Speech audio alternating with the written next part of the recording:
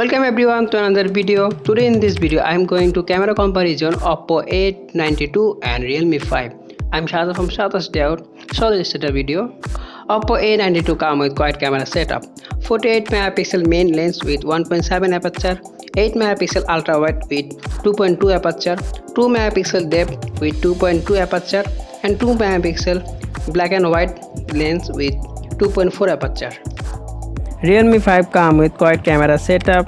First, 12 megapixel primary lens with 1.8 aperture. Second, 8 megapixel ultra wide 2.2 aperture. And third, 2 megapixel depth sensor 2.4 aperture. And fourth, 2 megapixel macro 2.4 aperture. Oppo A92 you can record highest 4K 30fps video, and Realme 5 you can record highest 4K 30fps video. Now both camera I can record 4K 30fps video.